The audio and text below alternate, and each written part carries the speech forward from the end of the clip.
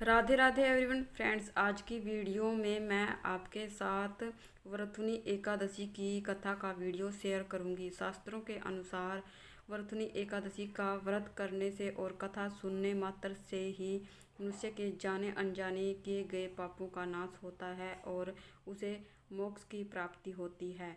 एकादशी के दिन हमें सुबह सुबह उठकर नहा धोकर चौकी लगानी होती है। चौकी पर हम लाल या पीले रंग का वस्त्र बिछाएंगे। श्री हरि विष्णु को विराजमान करेंगे। बहुत ही विधि पूर्वक हम पूजा करेंगे और पूजा करने के बाद हम कथा सुनेंगे। तो एकादशी व्रत कथा सुनने के लिए अपने सीधे हाथ में थोड़े से तिल ले लेंगे। एकादशी के दिन हमें चावल का यूज़ नहीं करना होता है और साथ में एक जल का लोटा ले लेंगे और उसके बाद हम वरथुनी एकादशी व्रत कथा शुरू करेंगे। तो चलिए कथा सुनते हैं। प्राचीन समय में मानधाता नाम का राजा नर्मदा नदी के तट पर राज्य करता था। वह बहुत ही धर्मपरायण था। राजा हर समय भक्ति में लगा रहता था और राजा बहुत ही दयालु और धर्म कार्यों में लीन रहता था। एक बार भक्ति करने के लिए राजा जंगल में गया और भक्ति करने लगा। जंगल में ना जाने कहां से एक भालू आया और उसके पैर को चबाने लगा। राजा अपनी भक्ति में लीन था, लेकिन भालू चबाते चबाते उसके पैर को खींच कर लेकर जाने लगा।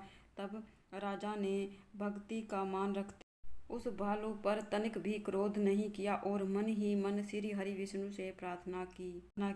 तब श्री हरि विष्णु ने वहां पर प्रकट होकर भालू का अपने चक्र से सिर धड़ से अलग कर दिया और मानधाता को दर्शन दिए। मानधाता ने श्री हरि विष्णु को प्रणाम किया और मन ही मन वह अपने कटे हुए पाँव को लेकर बहुत दुखी था। तब श्री हरि विष्णु ने उसे एकादशी का व्रत करने के लिए कहा और साथ में ये भी कहा कि तुम्हारे पिछले कर्मों के कुकर्म के कारण ही तुम्हारा यह अंग नष्ट हुआ है और तुम विधि पूर्वक वरथुनी एकादशी का व्रत करो, तुम पुनः इस अंग को प्राप्त कर लोगे।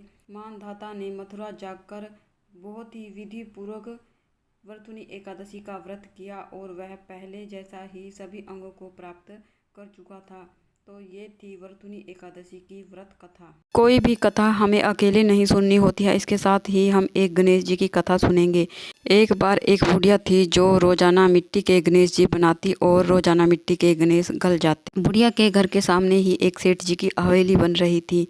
बुढ़िया कारीगर के पास गई और बोली, कारीगर भैया मुझे पत्थर के गणेश जी बनाकर दे दो। तब कारीगर ने कहा कि जब तक हम तुम्हारे पत्थर के गणेश जी बनाएंगे तब तक तो हमारी दीवार खड़ी हो जाएगी।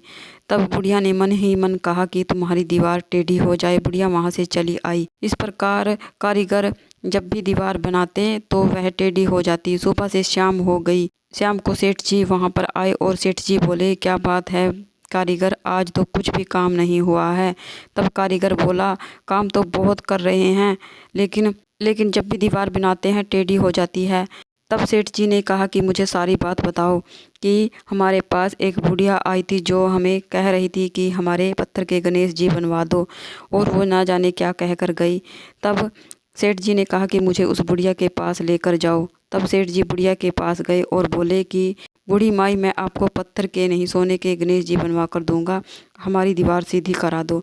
वहीं पर गणेश जी भी सारी बात सुन रहे थे। फिर क्या सेठ जी की दीवार सीधी हो गई और सेठ जी ने बूढ़ी माई को सोने के गणेश जी बनवा कर दिए। हे गणेश भगवान, जिस प्रकार सेठ जी के साथ पहले की ऐसे किसी के साथ नहीं करना और जैसे सेठ जी के साथ बाद में की ऐसे सबके साथ करना। कहते सुनते हुकारा भरते जो भी कोई इस कथा को सुनता है उसकी सभी मनोकामनाओं को पूर्ण करना।